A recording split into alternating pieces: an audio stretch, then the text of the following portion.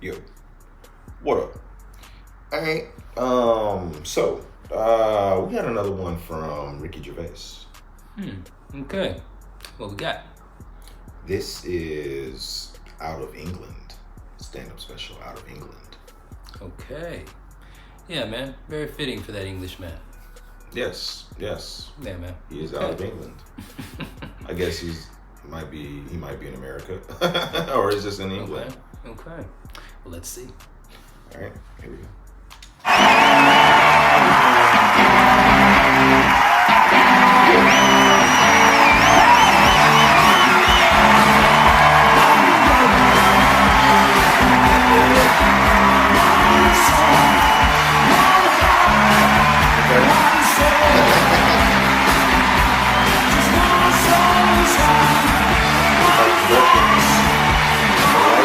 He got the crowd.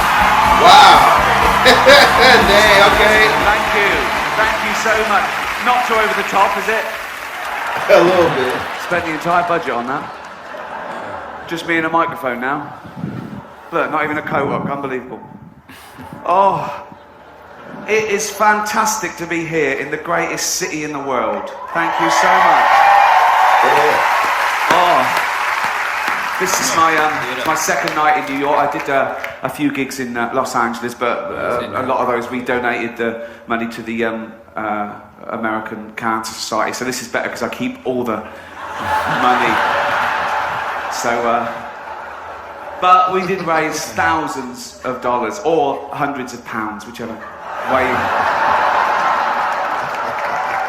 What's it like being a third world country? Oh dear. I know what you're thinking straight away. Ricky Gervais, are you still doing stuff for charity? Shut up. No, don't. What? I do too much. No, I don't. What? How much did I raise for cancer alone last year? It doesn't matter. Why is it? What? Give us a ballpark figure. Millions. Millions. And they are welcome to it. But I will say this, if I ever get cancer myself, I'm going to walk into the nearest hospital and go, right, I paid for that machine. Get that little bald fucker off it. Talking of little bald fuckers, I did the teenage cancer gig last year. What? Damn. At the Royal Albert Hall. I'd done it before, I did it in 2006. But they called again last year. We're still ill. You lasted. No, it's a great gig. And the teenagers with cancer getting free and everything. That's the sort of guy I am. And they sit in the front row. Oh, lucky little. And they get to come backstage afterwards and meet me. What a treat that is for them. So much better than going to Disney World, where the rides can make you sick if you're in that state. So meeting me, it's thumbs up. So, and I was doing the gig this last time, and I looked down, I recognised one of them. I thought, oh yeah, he came backstage 2 years ago. He was telling me about his illness, and I signed some stuff for him, and he said, oh, he just turned 18 and how hard it was. And I was thinking, well, that was 2 years ago. So now he must be 20. So how the fuck is he still a teenager? Lying little shit. He wasn't lying about the cancer, he was riddled with it. It hurt him to laugh, but he shouldn't.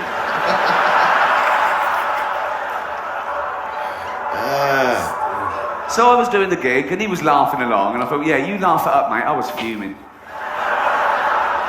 And it got too much for me. I went, all right, mate, I recognise you. He went, you came backstage 2 years ago. I went, yeah. You said you're 18. He went, yeah, so you're 20 now. He went, yeah. I said, get out. Then I called security, and he struggled, but he was weak. They'd worked out, you could tell. Although they had trouble getting hold of him to start with, but then they got him and they poured it. His drip nearly had someone's eye out. I went, get him out. The crowd started booing. I went, hear that? They don't want to see someone like you take the piss out of me. Off you go. Oh. Cheers, everyone. That's a big can, isn't it? I'm not showing off. I want you to know that is a big can and I'm not a dwarf. Oh, I did a big charity gig last year for autism. And like most people, my only experience of autism until recently was Dustin Hoffman's brilliant portrayal in Rain Man. But I've just got this new house in London, and the neighbours were coming round going, oh, yeah, hi, poking their noses in, basically. But I thought, you know, I'd be nice to them for now. When I get a big gate, they can fuck off. And one couple, they've got an autistic son. And the mother was talking to me and said, oh, this is Douglas, he's 17, and he never goes out because he hasn't got any friends. So I thought, right, okay, this is where I can show him that, you know, I'm a rich, handsome man off the telly, but I've also got a heart of gold. And I said, oh, I'll take him out. No, really? I went, yeah. So I went back on the Saturday, true, and she said, oh, he loves the zoo. And the zoo's only about a mile from my new house in Hampstead I live. And so I'm walking along the street with Douglas, okay, and he doesn't take his eyes off his mum all the way along the street like that. And his mum's in the doorway, and she's waving to him, and she's crying. Right? Eventually she shuts the door and she goes indoors. I hailed a cab and said, right, take us to the casino. So, you got to make it work for you, haven't you? So, I signed him in. He had a little suit on and everything. I thought, this is going to be brilliant. Okay. I went straight to the blackjack table. That's their best one. I don't know why. They're brilliant at that. I went, okay, Dougie, you know the score. Bet 2 for good and 1 for bad. Do you understand? He went, yeah. I went, so I was betting. I was about £1,000 down in half an hour. And I went, sorry, hold on. Douglas, do that thing. Count the cards. Do that thing. Like Rain Man. Come in, tell me about 2 for good. Do you understand? He went, yeah. So I was another £1,000 down. I thought, what sort of an autistic? So I was confused. I threw some toothpicks on the carpet. I said, how many? He went, I don't know. I said, the 7. I can see the 7 from here. Oh. Wow. Why did I get that one? So I took him back home and I said to the mother, there's been a mistake. He walks like Rain Man, but he's got none of that clever shit. I know it's wrong. But I don't want to talk about it, but I do an awful lot for charity. But I think some causes are more worthy than others. Joking aside, obviously cancer's a very worthy cause, autism's a very worthy cause. But I got asked to do a benefit gig recently for sufferers of obesity. What? She went, sufferers of obesity. I went, do you mean fat people? She went, no, because obesity is, well, she actually went, no, because she was eating. She went, no, just, you know, between snacks, right? And she went, obesity is a disease. No, it's not, is it? You just like eating, don't you? No, it's not, is it? How is that a disease? Oh, I'm so fucking ill. I'm well ill. I'm well ill. Oh. I said, what's the disease? She went, everything tastes good. Everything, yeah. Not salads. It's not a disease, is it? Leprosy is a disease. Can you imagine Jesus in the temple? People shuffling up to him in bandages going, Jesus, my face is falling off. I can't stop now, there's a fat chick on her 3rd pie. People say, they make excuses, don't they, fat people? They say, it's glandular. It's not glandular, it's greed, okay? It's big bones. Yeah, big bones covered in meat and gravy.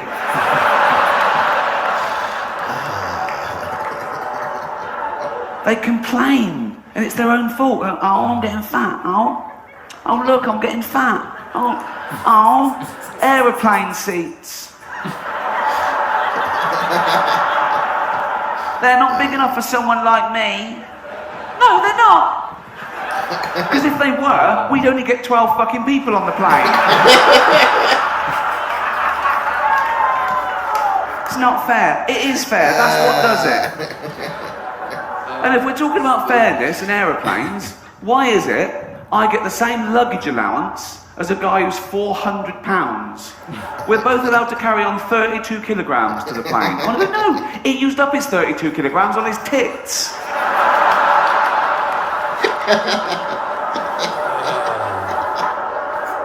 It's not a disease. I saw a documentary back in England about this woman who was 350 pounds because she ate 10 burger and fries a day. That'll do it. 10 separate meals of burger and fries. 10 separate trips to McDonald's, right? In a cab. Oh, didn't even walk that. Wasted calories, okay? So, to stop her eating these meals, they wired her jaw together. So she liquidized 10 burger and fries a day. Now she's on burger smoothies. Now she's not even chewing. That used up 3 calories. So lo and behold, she gets fatter. So they admitted her to have that thing done where you staple your stomach together. And she's sitting there in hospital, looking all depressed. Well, you can't eat for an hour before an operation, can you? Lank hair, smock. Christ knows where they got that, right? And she said, it's a really dangerous procedure, but it's the only option left. 1, jogging. You don't even walk. Salad. You don't like the taste. 3, 9 burger and fries a day. It's a start, isn't it? It's a starter to her. Jesus. We have some fat people in Britain, but you, like everything else, are the gold medalists of that as well, right? You'd win that in the Olympics. I saw this episode of Jerry Springer. It was called Jerry Springer Saves the World's Fattest Man. You've got to watch that. So he's there going, okay, let's try and save this guy's life. He's got a heart of gold as well. He's like me, right? So it cut to this guy at home in his house. They couldn't bring him to the studio. They had the camera crew there. And I say house, he was in a trailer, obviously. And he was like a big blob on the bed. He sort of filled the trailer. He looked like an uncooked souffle. And you could just see his eyes in this doughy mess. And he was going, I don't want to die, Jerry. I don't want to die. And I felt sorry for him. I got over that. And they said, how much do you weigh? And he weighed 1,000 pounds. 1,000 pounds. Now my point is this.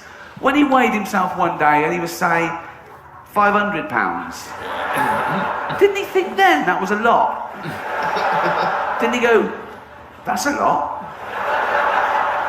For a human. For what is essentially a land mammal. That's a lot. I'll only have 8 breakfasts today. I'm not having a go. I'm not, I'm a little bit overweight myself. The other night someone shouted, no shit. I thought it could be that. Wouldn't that be great? You go to the doctor, he goes, no, you're not overweight, you're just constipated. Woohoo! Start again. I'll tell you quickly, I had to go to the doctor for this tour, for this medical, I say tour, it's LA and New York, they're the main two, I didn't do the middle bit. Damn. Nothing wrong with the middle bit, if you're watching the DVD. I love the middle bit. I love the middle bit. I love all of America. I do. I do. I've got a film coming out. Now listen.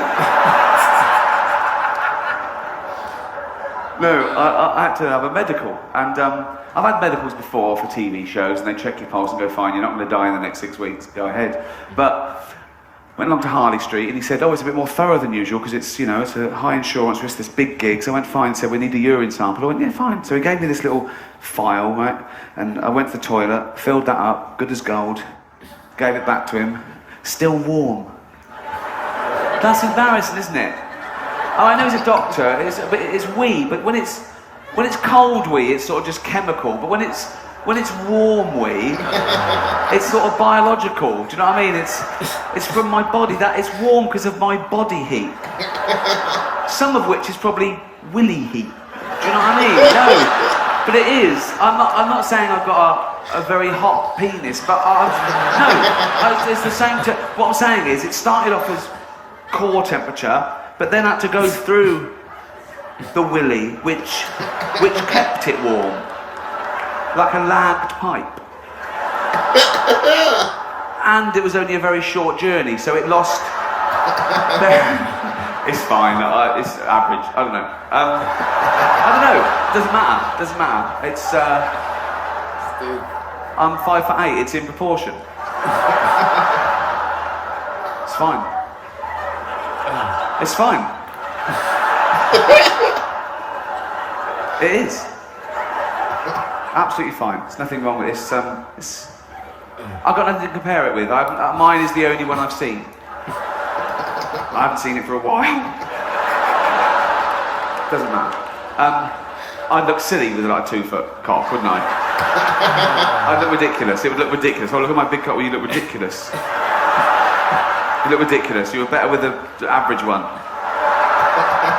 Whatever size it is, it looks fine on me. Also, if I had a 2-foot one, I'd faint every time I got an erection, which would be... I'd just be lying there with no blood in me, just this cock. It's fine. I've never thought about it before, but it's. Don't worry about it. Don't worry about it. It's fine. It really is. I don't. Now I'm worried that you think, oh, what? It's just. If you saw me naked, you wouldn't go, that's the tiniest cock I've ever seen. You fucking wouldn't. You wouldn't. You'd look, you'd go, as a naked man, you wouldn't have to squint. I don't know why I did that. You wouldn't have to squint. You'd go, there's his penis, it's fine. You squint it. It's fine. And the doctor can't tell you because he's taken an oath, so you'll never find out. Okay. So I gave him the wee, okay, hot willy wee. From my bladder and average penis, and he went, thanks, right? He's loving that. Anyway, and then he went, can you strip down to your underpants? I went, okay, so I stripped down to my oh, fucking hell.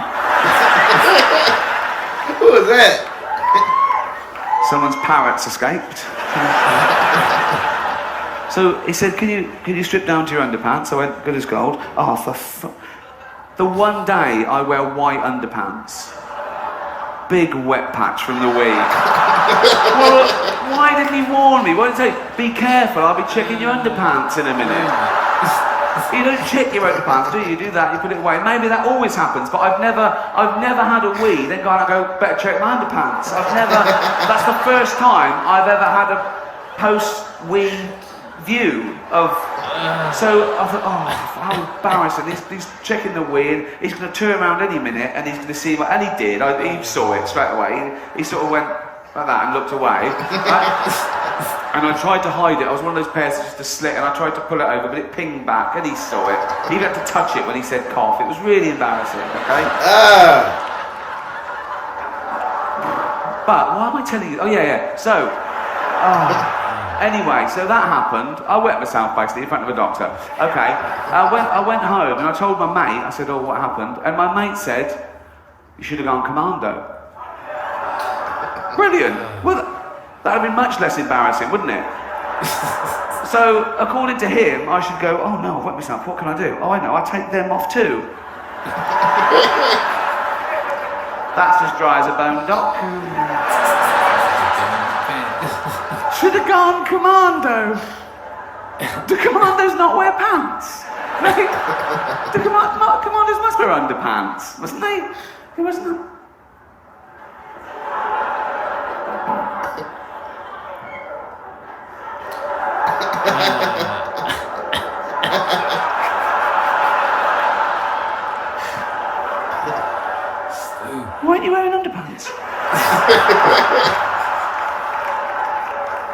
What? I'm a commander and I'm wearing underpants. I've never heard of that. I've never heard that phrase before. They're going to see that. At least. What the hell? Oh, What they're the definitely hell? going to see it now. There's barbed wire. You're going to lose that. Should have gone commander. Thank you.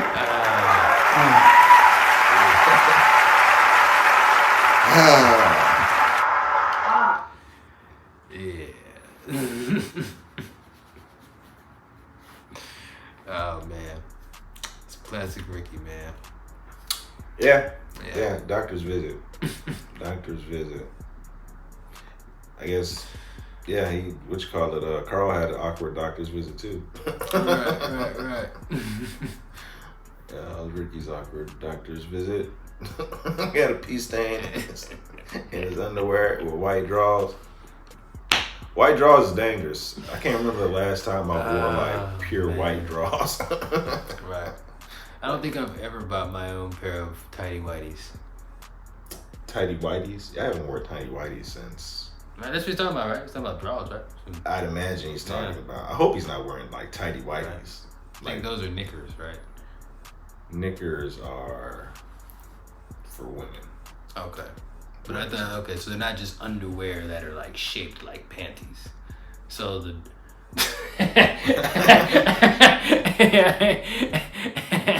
those tidy whities look like panties. Well, but men wear them. Right. I haven't worn them since elementary. It's like like those things come in out in phase, and like you wear them when you're young, and then I only see really really old people wearing them. You know what I mean? So like there's an in between phase where you don't got them anymore, and then definitely you go back to them. And I wonder why. Maybe I'll figure that out. You know what I'm saying? When I get there. It's like everything, you little. Is it comfort or just support? Maybe support. Right. It's for comfort. You switch. I think you switch out of them for comfort, and then you switch back into them for support. Because when you get old, stuff just starts to fall. I'd imagine.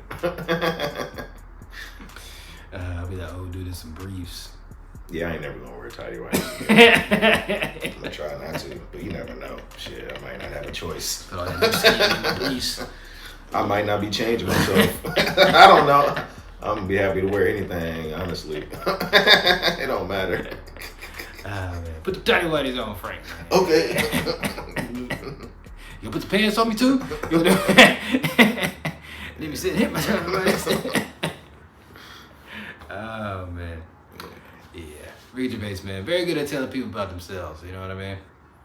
Yeah, Ricky Gervais, he is I would say he's the funniest man from England. He's the funniest man. I think, right.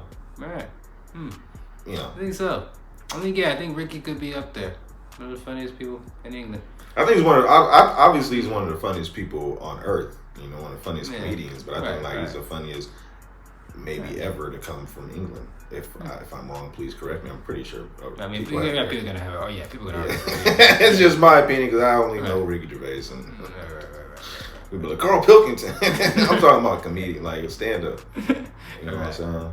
Right. I definitely laughed at Carl Pilkington. You know what I mean? At Carl Pilkington, but Ricky Gervais is definitely it's comedic style and it's I don't think Carl Pilkington could do stand-up. That would be too hard for him to do stand-up. Oh man, not like writing a poem or you know what I mean? Probably that. Dance maybe. Break dance. Right. Yeah. He would kill at a talent show.